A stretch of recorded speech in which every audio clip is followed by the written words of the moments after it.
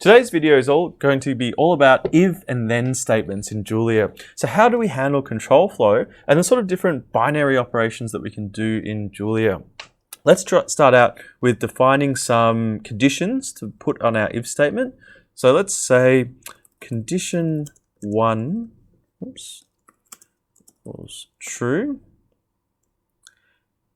And then let's try an if statement. So if condition 1, excellent, print line, yes. And then we end the if statement like this, yes, excellent. So what I'm doing here is, I'm a programmer who's worked with various languages over the last 15 years. I've just picked up Julia because I've heard it's some up-and-coming language. I'm sharing my journey with the community out there so that you can learn along with me and see what we can pick up. We're working towards a project here to build a dashboard in Julia. So stay tuned as I release videos every few days with the latest things that I've learned in Julia and how we can use those to build a dashboard. And various other projects as well. So what I've just done here is start experimenting with with how if statements work in Julia. And it looks like it's a syntax of based on new lines or different separation rather than have some brackets in there. It seems to just be if conditions and then an end statement at the end. Let's try if and else as an alternative. So first of all, let's define if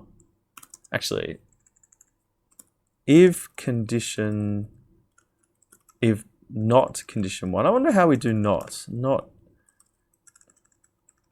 condition 1. Okay, yeah, so I've just taken a syntax from C there where we do not. So we do if not condition 1, and then the REPL gives us a new line to type in what we want to do.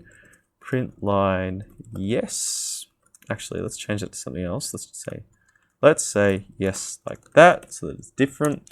And then we can do end. So nothing happens because unlike this one, we've said if not condition 1. Oh, that's handy. So if I press the up key, my whole previous command comes back, including the new line. The last time I used a Python interpreter, I often struggle with having to type in line by line again, but I'm glad to see my whole statement comes up here and we can go and change it. This is also handy I imagine this is also handy for begin, end, and semicolon. If you're interested in how to use begin, end, and semicolon, I made another video about it and I'll put a link in the description below. Or hit subscribe and YouTube will suggest all the various videos that I've done about learning Julia. So let's change this to be an else statement instead of end. Print line, we're over here. And we end the if statement, and there it is. So working with if and else in Julia seems to be quite straightforward. And let's see, what else can we try out here? Let's do x. Actually, do we have a random number function? Excellent. So let's do x equals a random number, y equals another number, and let's do if x is less than y, then print line first, else if x equals y. Let's try this because print line impossible should be that x, I'd imagine it's a very incredibly rare circumstance where two random numbers are completely equal. Else, so this must mean that y is greater than x, print line y is greater than x. End. And you have to put end in there. So in this case, it's the first instance. Let's keep trying until our y was quite high. So let's redo y and re-roll x. And now let's evaluate our if statement again.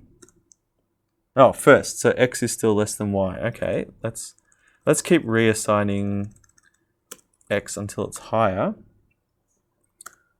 Nope, nope. Ah, here, it's close. Okay, so now we can evaluate x and y under our if statement.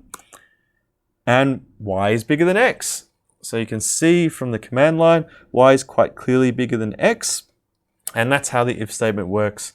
So I've run through with you here some of the different ways that if statement can be used, some of the if, else pattern. We can do, I think we can do multiple else ifs. Let's try that. If x is less than 0.2, print line small,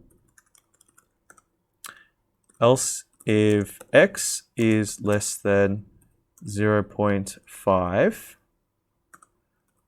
print line medium,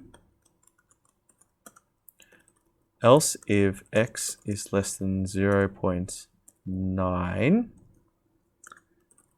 print line large, else print line very large.